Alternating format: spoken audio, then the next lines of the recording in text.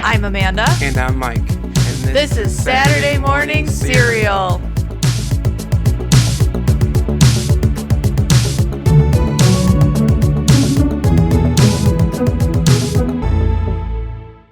What is up, everyone, and welcome to another episode of Saturday Morning Cereal. I'm Amanda, here with Mike, and this is actually kind of a special episode because we literally just watched the last episode of The Last of Us, now streaming on HBO Max. And I'm going to tell you, this show is amazing, and we're going to dive right into it. So, Mike, do you want to kick this off about the synopsis and the cast of the show? Absolutely. So The Last of Us is based on the award-winning video game. It's an HBO Max series, as you said, and it follows a hardened survivor named Joel, who is tasked with smuggling a young girl named Ellie across the country in a world-ending cordyceps pandemic. We've got Pedro Pascal as Joel, Belle Ramsey as Ellie, Merle Dandridge as Marlene,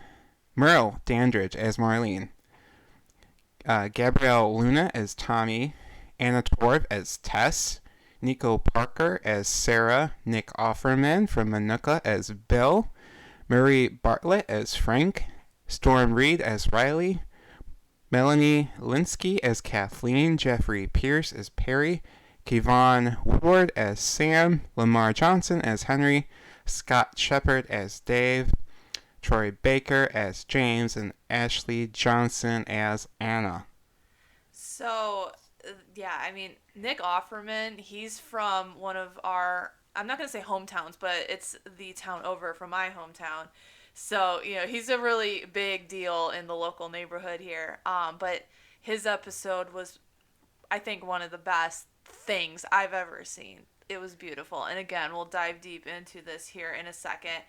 But one thing I did find interesting of the show is the pandemic and how it just relates to fungus.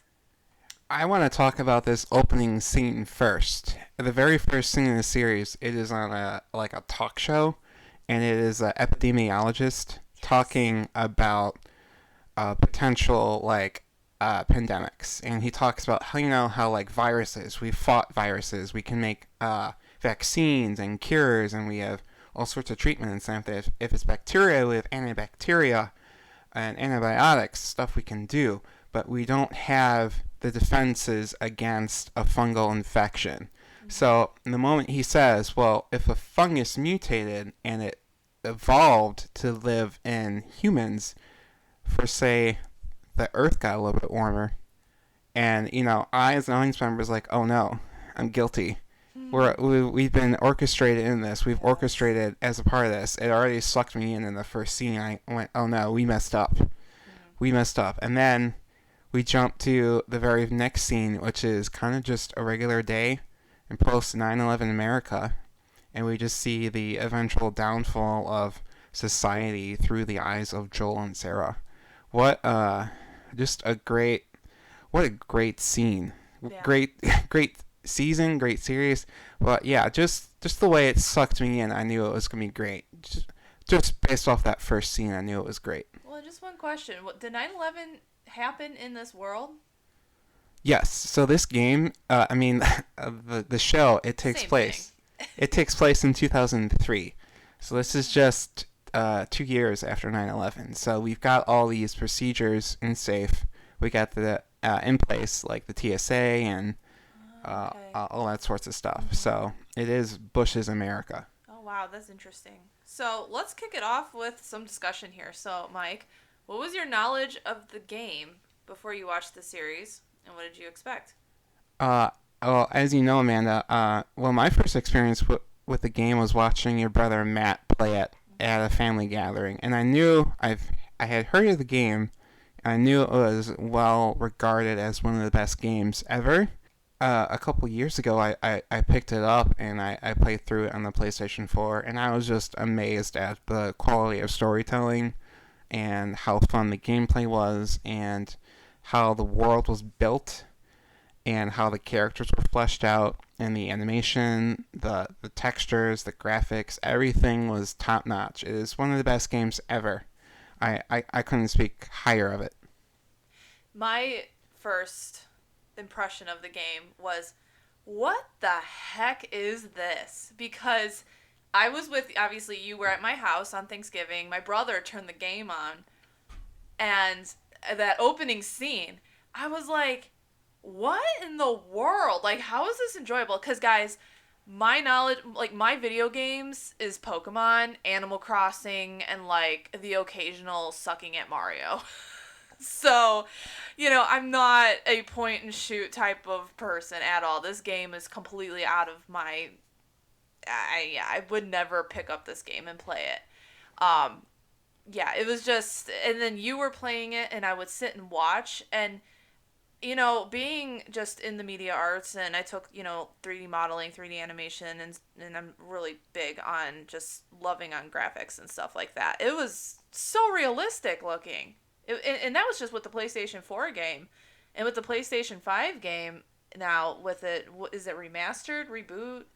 It's been I want to say it's a remaster. Yeah, remaster for It's the the second PS5. remaster. They remastered it on PlayStation 4, and now it's been remastered on PlayStation 5. Yeah, I feel like I'm moving a movie, not a video game, if Yeah, that makes sense. yeah, it doesn't seem like kind of like a hybrid between a movie and a game because it's so seamless. Hmm. Like when you play a game, the cutscene will happen and the graphics will get really nice looking, and then it'll stop and it'll load and then you'll be playing on a different level. But in this game, it's all just so seamless. It's like a movie. So, having played the game and its sequel, how faithful is the adaptation, Mike? So when the production got this series going, I think they made a great choice in the fact that they prioritized human drama over like big spectacles and big set pieces, and they just wanted to tell a human story, and they wanted us to connect with these characters and feel the impact. So I really do enjoy this adaptation, and that's exactly what it is. It's an adaptation from a video game into a series, and they've made a lot of good calls on this with how they've changed things, how they've flushed things out. And the great thing about a series is that when you're playing a video game, you're never going to jump into another playable character for just a scene and experience the game through that. But with a TV show, you're allowed to jump through these different perspectives and follow different characters. So we got like a whole episode about Bill. And Bill's storyline is basically like 3 or 4 pieces of dialogue in the game. But here it's like a masterpiece of an episode, and we were both I don't visually cry. crying after Yeah. the show after that episode ended. So I don't cry in like I barely cry in movies and TV shows, and I don't know what it is, but this made me cry. I was sobbing. yeah, Yeah, I would have liked to see a little bit more zombies in the show, true. but this is one of the biggest series on HBO, so I imagine in season 2 we're gonna get a bigger budget. Let's hope. How do you like the casting for this series, Amanda? Anyone stand out? Anyone you feel like was miscast? Well, obviously, I'm still just really smitten after watching that last episode over this whole entire series. I never thought I would have loved the show as much as I did. And I mean, Pedro Pascal, like, he is perfect as Joel. Like, I can't. So I'm playing the game now because of how much I love the show.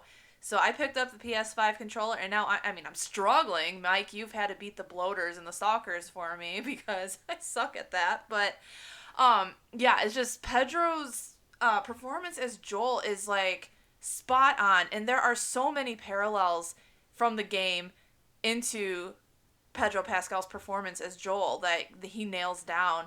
And Bella Ramsey as Ellie, she is great. I mean, she has that drive, she has that determination. She is a tomboy and she fights for what she believes. She's great. Oh my gosh. And everyone else, I have nothing to say about anyone being miscast at all in this show. Oh my gosh, and Nick Offerman as Bill, and what's his name, Kevon Woodard as Sam. I want to talk about Sam because Like, I oh, mean, like, ugh, I I have no words for that episode. Like, it was just, ugh, yeah. So for me, one of the standout performances in an already standout cast has been the actor who plays Sam, Kevon Woodward. So this kid in the game, Sam is a little bit older, and he can hear. He's not deaf, and this kid comes in and he plays Sam, and he's communicating through sign language, and he's just doing so much with his face, and he's giving the other actors such a palette to perform off of, and he does so well, and he's so empathetic. Oh, I What know. did you think about Sam?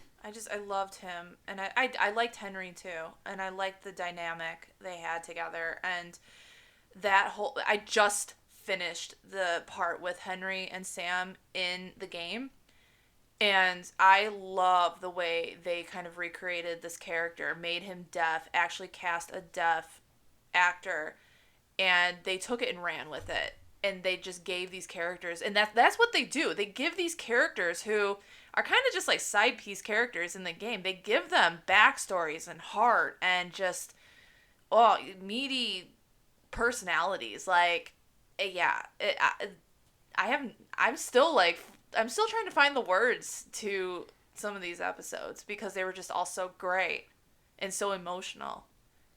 Did you expect that one of the best romances ever in the game would in in the show would be between two gay men? No, I mean those guys had me crying. It was such a beautiful love story. I mean, it's something that us as a society needed, definitely, because everyone's talking about this in a positive light. And my hat goes off to the two actors that like it was just so well done. I have nothing else to say about it. I have no grief about anything. I have no nitpicking things at all about the story for that episode. It was perfect. Yeah, I think it was great that we saw someone who is be traditionally in those smaller towns would be kind of against the character Bill, and how they just said, you know what, this guy's gay, and this is his partner, and he has this little Animal Crossing island, and then this character Yes. comes over, Frank. Frank comes over and is like, you know what, this place could use a coat of paint, and this place could use some flowers, Yeah. and you're gonna dress nice every day, and we're gonna groom ourselves, and we're gonna eat fine food, and we're just gonna live our best life. Bill always though had the goods. He made himself like a 3-course meal every night. I'm like, dang, I wish I could cook like Bill. And this was during an apocalypse. Like, dude. So, what do you think of the scope of the show? Like the set, decorations, makeup, and cinematography, and why is this the best thing you've ever seen in your life? Um, well, if I were to just nitpick a little bit, I would say that episode 2 is just a little flat. It feels like it was shot all in front of green screen, and I know the director of the game shot it, and it just seemed a little flat, a little bit green screeny. But the rest of these set pieces and the locations, it just floods my memory, my brain full of memories playing the game, and it feels like it's a one-to-one match. Like, when you're playing the game now, do you recognize locations from the TV show, and does it feel like a blurred line between the two of them now? Absolutely. I was just about to say that, especially at the end of the last like scene I played with Henry and Sam. That part, it felt like just like the TV show, and also the whole entire part with the house, the sniper in the house with Joel like sneaking in from behind. Like I had to sneak in to the house from behind. I knew to do that because of the show. Yeah, the show's been like a let's play for Amanda. It's been like a Yeah. guide. Yes. We gotta talk about this makeup, specifically like the infected, because Yeah. they are incredible. Uh, they look just like they're out of the game, and they look and behave so uniquely for zombies, and they just look so gross, and they look moist as well. Yeah. Like you can see like the moisture on the fungus on the prosthetics. Yeah. I And agree. they got great physical actors to perform these roles. They got the guy who played the Mountain in Game of Thrones, I think. They got him to play a bloater. And they got this contortionist to play one of the clickers that eats Marlene up. And she can contort her body and twist around, and really great extra performances. You know, background and extras, they're really looked over in a lot of productions, but these extras and background, they put in the work. They did a good job, and the makeup team kind of mobilizing and implementing Hmm. the entire makeup process and every one of them to make them look great is top notch. I agree. I mean, though they're gross in the game, they're gross in the show, but it's good, you know. And and how about, I know I was just ratting on episode 2, but how about in episode 2 when Ellie wakes up and she's just in bathed in this beautiful light, like she's our savior. She's in this angelic light, and she's eating this chicken sandwich, and you got Joel and Tess hanging out in the shadows with a gun, ready to shoot her because they Uh, think she's infected. yeah. Like what a great parallel. Yeah. Oh, and Tess was great. Yeah. And Rest in how peace, Tess. and how about all of these like landscape shots? Yes. Specifically during uh, the snow episode. I think episode 8. I really like the city shots. I like the Yes, post-apocalyptic. What was it? Is Boston, right? Boston. Yeah, Yeah, Boston, Philadelphia. I really like those shots because it gives you a glimpse into what could possibly happen when an apocalypse happens and we're not on this earth anymore to see it. I'm fascinated with that kind of stuff. I know there's artists out there that Photoshop apocalypse like cities, and my favorite are the Disney World ones that are out on there. So make sure you guys can just Google them. They're fun. being someone who doesn't typically enjoy zombies, but you enjoy horror, you enjoy the more spiritual horror, like possession movies and killer dolls, stuff like that. So, what drew you into The Last of Us? I mean, I know we want to watch it to review it, but when did you realize it was so profound, and what hooked you? What was the moment that hooked you into the series? Well, first of all, they're not typical zombies, right? They're freaking fungus zombies. So I found that really interesting and different. I'm like, that's so random, but so scary. Because you put on a flippin' video about ants and how this affects ants, right? Yeah, the cordyceps virus is a real virus that infects ants, and it will infect them via spores, and it will grow through their brain and protrude out their head. And it will release hallucinogens into the ant's brain to tell it to go climb up to the highest point possible, clamp down, and just grow the fungus. And the fungus will explode out of the ant's brain, pillar up into the sky, and then all the spores will fall down and infect the other ants and possibly wipe out an entire colony. Yeah. So, like I said, I watched you play the game. So I was familiar with it. But, and then, obviously you're like, oh, let's watch The Last of Us together. And I'm like, okay, I'm going to, whatever, I'll watch it. No problem. But I love angst and drama and horror. And this had everything in it. And I mean, the angst was real in this show, and that's exactly what hooked me in. I think definitely was hooked in episode 1, especially episode 1. The excitement. Ooh, and I really love that airplane scene. Speaking of special effects, the airplane coming in on them. Yeah, that was unexpected for me too. Yeah, Playing the game because it's a car crash in the game, but in the show it was an airplane that crashes into like a them. whole Boeing 747. Like that was cool. But anyway, yeah, I loved the apocalyptic feel to it, and then just the angst. Like it's sad, but I don't know. I just like some heavy stuff sometimes. I'm weird, I know, but yeah, I knew too. It was just gonna be such a good show from episode 1 because the game is phenomenal and everyone loves it that I know that have played it. And they can't mess this show up. They just can't because it's such a popular game, and they knew that going into the show. And the actors took it so seriously, you can tell. And yeah, overall, I mean, I got hooked in episode 1. I couldn't believe it. Mike? What are the parallels you can draw from the relationships in the show? I think the show shows relationships in two ways. It shows a protector and it shows a must be protected, a vulnerable person. So you've got Henry and Sam, Sam being the one who needs to be protected. You've got Bill and Frank, with Frank being the one who needs to be protected. And you've got Ellie and Joel, and Ellie's the one who needs to be protected. And throughout the show, they've shown like what happens to you when you lose someone you love and you can't protect them anymore and you fail. And they've done such a good job of just teeing that up and having Joel experience loss through others' eyes and seeing how that rationalizes with him later in the series.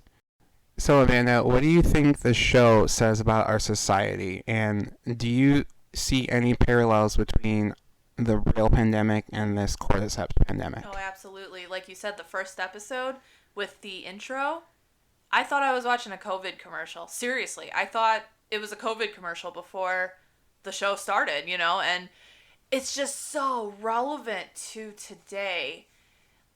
This last episode, they were talking about like immunity and all this scientific jargon that, is relevant to the COVID, pandemic, the vaccine, everything. And it's just like, it's just scary how it was a super spreader in the show and COVID was a super spreader here. Like, I mean, obviously no one turned into fungus zombies, but people didn't really take it seriously, and look what happened. Same thing with COVID, And it came in our food, which is something the government really has no real response to. I mean, we can do a recall, but, no one's going to go around and figure out every single piece of food that could be contaminated and burn it. Like in the show, right? In the show, yeah. Yeah. In the show, and we don't know the context of how the infection spread in the game, but in the show, it was all spread through yeast, right? Flour, yeah, flour from Malaysia, yes. Yeah, and I think the moment I was hooked, now that I think about it, was when his daughter went next door to bake cookies, and the old lady was acting crazy, and that's when I was like, how did she get infected if nobody... And then it was explained, everyone consumes flour daily. I mean, I would probably be a zombie by now. Oh, I would have been a zombie 10 times over. I just had a donut from Red Robin. Like, here we go. I can't picture a world without carbs, Amanda. I know. I'm Italian, and I need my carbs, right? So... yeah, I mean, and Mike, what sort of dominoes did the show put down to set up Joel's decision in the final episode that we just watched, and I'm still not over because the character arc for Joel is just so well done. So in the first episode, Joel fails to protect Sarah. So he fails to protect his daughter, and he just has this terrible loss in his life. So years go by, and he can't fill that loss, and he's emotionally unavailable. He meets up with Tess, and they kind of have just, some semblance of a relationship. But then he meets Ellie, and he's still not ready to accept anyone to be emotionally vulnerable with him and to love back. And then we meet Bill and Frank. And what was cool about Bill and Frank is because it showed Joel what would happen if you could just kind of skate by in this apocalypse and you found someone you could take care of and you provide for them and you take care of each other. You could live a good life still. Mm-hmm. You could thrive. If you found someone to protect and they could enrich your life, you could live, and then when you're old enough and you've had your fill, you could go, okay, I'm out. And that's what Bill and Frank did. Then we meet Henry and Sam, and we get to see what happens again for Joel when he sees someone else suffer a loss, and he sees losing Sam as a failure, and he sees what's going to happen to him again. Like, he can't be emotionally open to loving Ellie like a daughter because he he knows when you get close to someone, they die. That's the world he lives in. So it just reinforces that. Then, what happens next? We get to we get to Jackson, right? And when we get to Jackson, we realize, the society is still kind of holding on here, and there could be like great things that happen if we stick together and we help each other out, and we could thrive in a community like that. And then he meets his brother Tommy, and he hasn't seen Tommy in years. But Tommy's going to be a dad.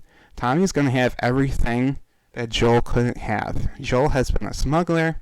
He's been going to a quarantine zone. He's been doing shit jobs in the quarantine zone, literally shit jobs. And his brother's just got everything. He's got a wife. He's got a daughter, a kid on the way. And it just adds to that decision he makes later on. And then we get to the cannibal episode.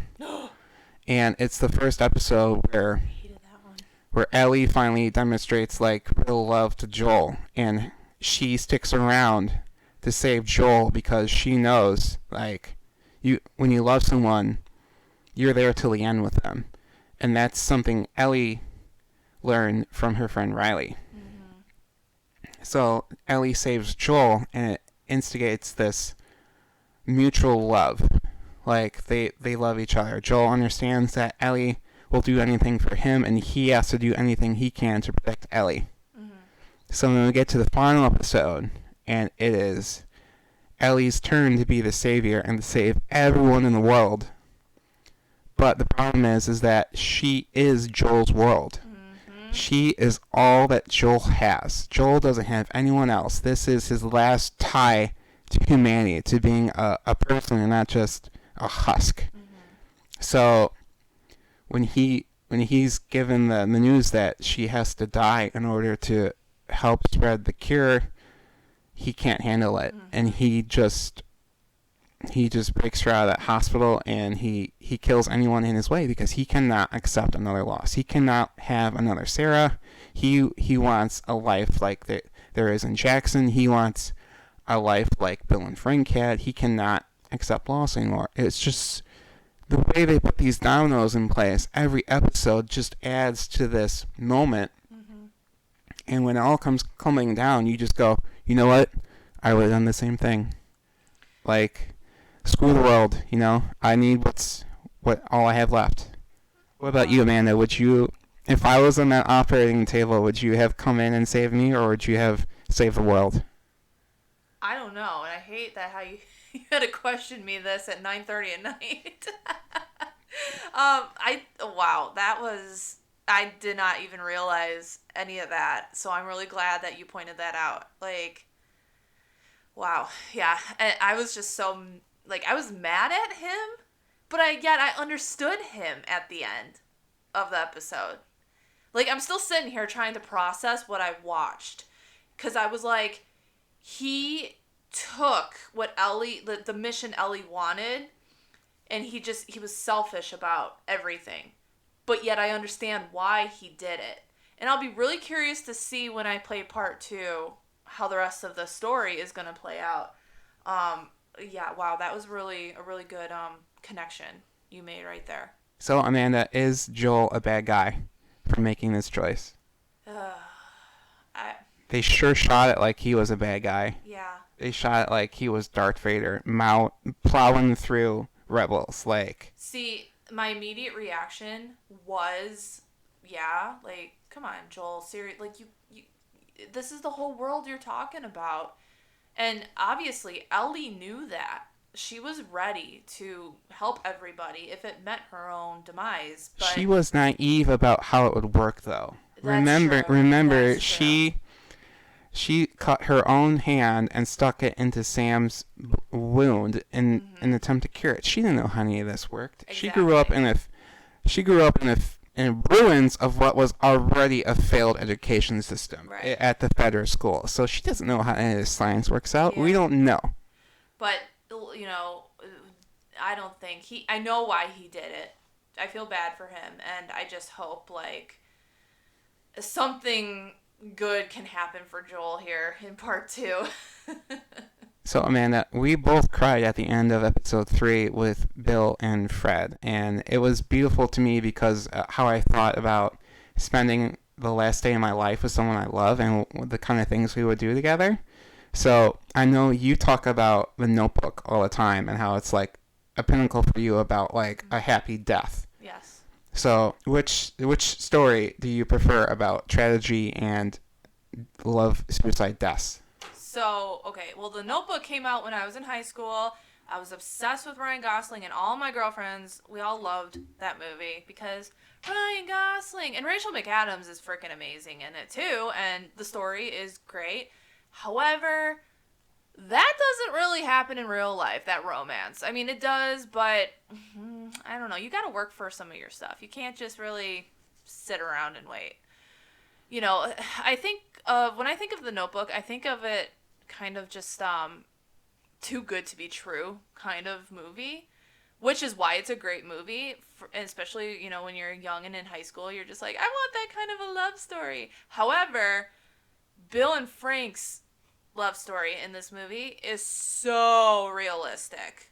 I mean, everything down to trying to survive. And when I say survive, it's just not, it's not because of an apocalypse. I mean, you can try to like, right now the world stinks. And, you know, if you're trying to survive financially, you're trying to survive together, you know, whatever you're going through right now, you try to find the best in life. You try to think of the positives.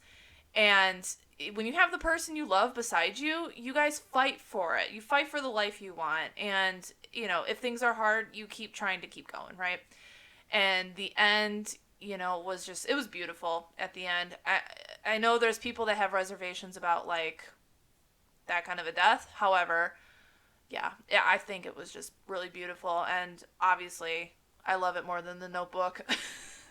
Amen. Yep. So, what are some positives and negatives for you from the show? The positives are practically everything: the I performances, can't think of any negative. the cast, the story, the sets, the cinematography, the editing, the structure.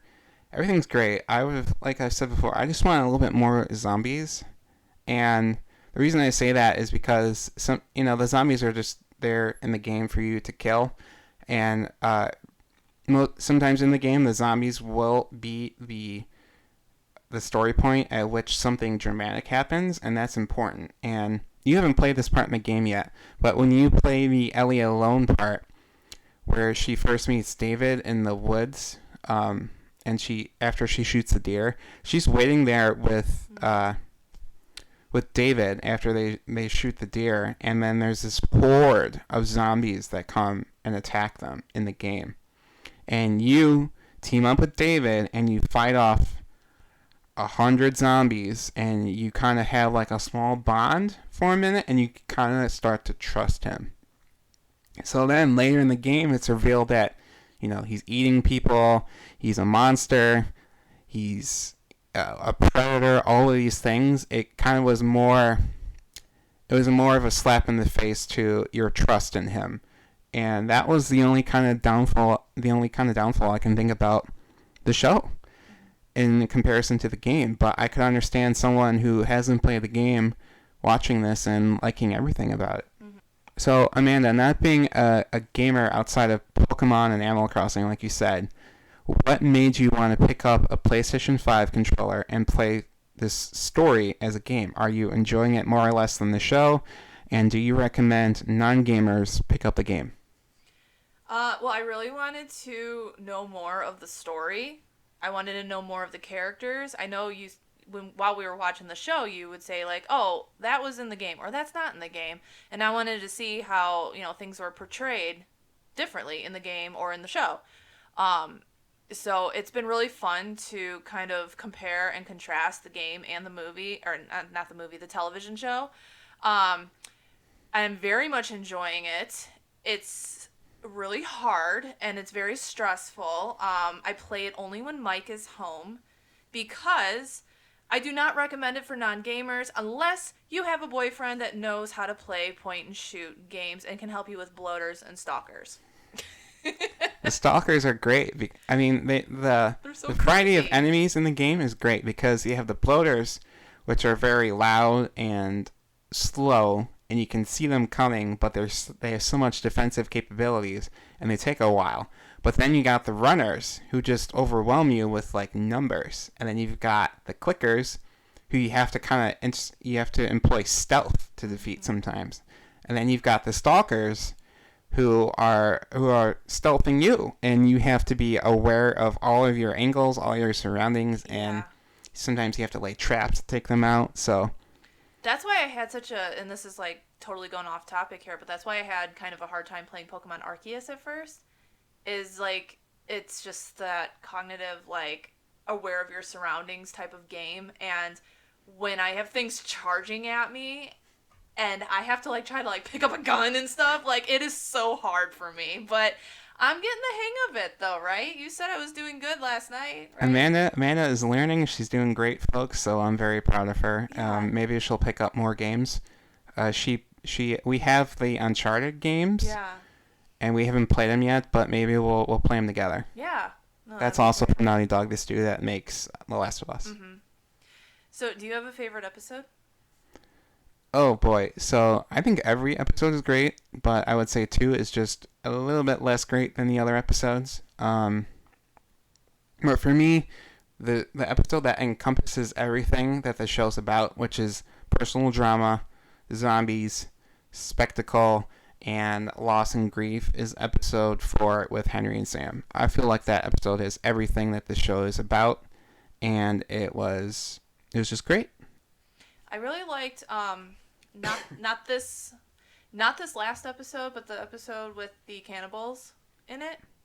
Just because I really, the angst, the horror, the story like of just Ellie trying to get out, and then Joel trying to break out of his haze of being stabbed, the penicillin seeping in, and him trying to go save her. I mean, as grossed out and weirded out of that episode I enjoyed it. Like, that was my cup of tea as a So horror movie buff. so when did you pick up that they were eating people? When did When you pick up on it? when the ear was on the ground, You found out at the same time as Ellie. yeah, it did. So that the one part that I did kind of question why the guy, they were like, "What's for supper?" and he was like apprehensive, and he was like, "Venison," and I was just like, "Okay, like whatever." And yeah, in retrospect, those meat chunks were pretty big. That whole episode was just, it gave me like midsummer, like hereditary whatever vibes. I don't know. I just thought it was fun. It was a fun one for me. I really enjoyed that episode as well, and the last episode too. It's just heavy. It's heavy. Yes, I did. Yeah. These are great episodes, folks. Yeah. So Amanda, what would you say is the theme of the show? What message has been conveyed to you just finishing the show?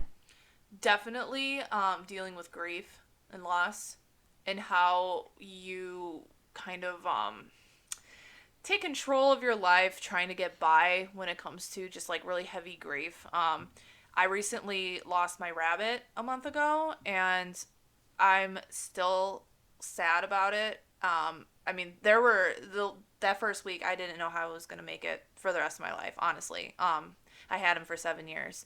But I mean, I lost my grandpa, who I was really close with. But like, as far as like losing somebody, like just in a really horrible way, like Joel did, we just kind of see his grieving and mentality process through all of that. And it's like Mike, you pointed out, all comes to light at the last episode here with how he handled everything with and sacrificing, saving the world basically for his own, I don't know, he's protecting himself.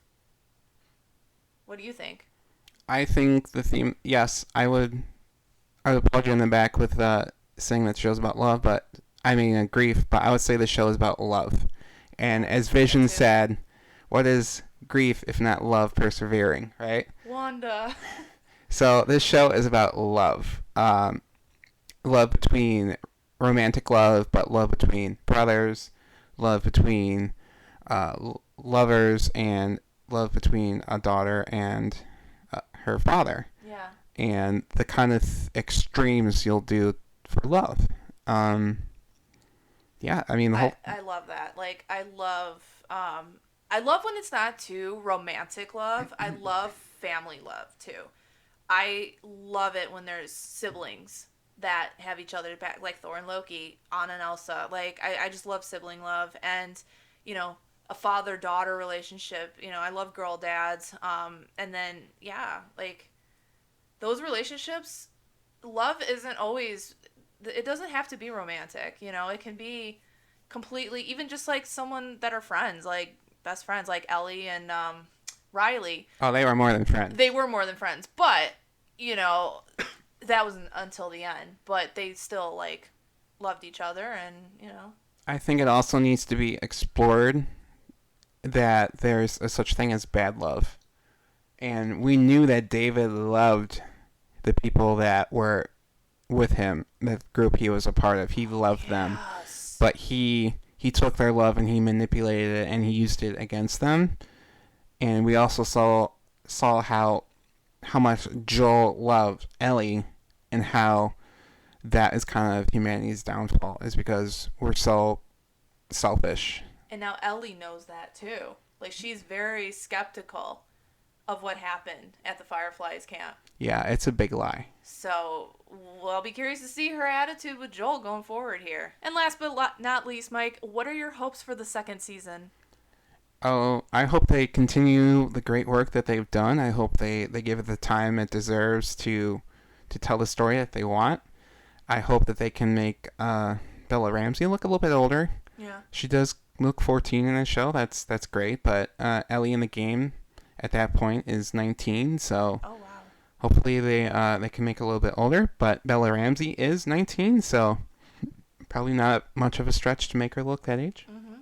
Oh yeah, I think. And I hope they. I won't talk about anything that happens in the second game because I just want Amanda to go in with a fresh mind. But I really hope they nail that casting. I was talking about how the second game is kind of like a Zuko and Aang situation where there's like a dual protagonist, and I hope that whoever plays that character is just a phenomenal actor. And there's already been kind of speculation about who it is according to Instagram.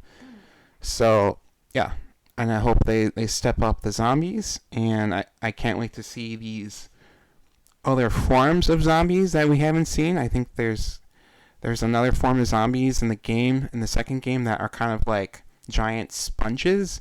Oh, great. And they kind of just walk up to you and explode with spores. Fantastic. And then I know in the concept art for the first game, there is a zombie that walks on all fours. And it walks on all fours by bending backwards. And the fungus spires out of its stomach. And it's kind of like that spire column I was talking about on the ants with cordyceps. And the fungus falls from that. So I'd like to see that. I want to see different forms of zombies. I want to see, and I want to see more Joel and Ellie, and I want to see more Tiny Ellie, because in the game, not to spoil anything, but there's a lot of flashbacks to younger Ellie, with her and Joel between the two games, and I cherish those moments, and I hope to see them on the screen. That's awesome. What about you, Cowgirl? No, I'm excited. Like, I really just want to finish the first game now, just so I can dive into the second game. And I was just asking you right before we started recording here. I'm like, so is it in production yet? And you were like, absolutely not. And I'm like, ugh. I'm so excited for the second part. But anyway, I know this was such a good show. And if you have seen it and you've watched it, please let us know what you thought of the show and how it did the game pretty good. So, yeah, again, let us know. Next week, we have an exciting episode. We saw Scream 6 yesterday, and we'll be talking about that film. And I feel like every single season of this podcast we have a Scream episode. I mean, no one's complaining, right? I mean, they're fun movies, so don't want to miss that out. Hope you guys have a good week, and we'll talk to you next time.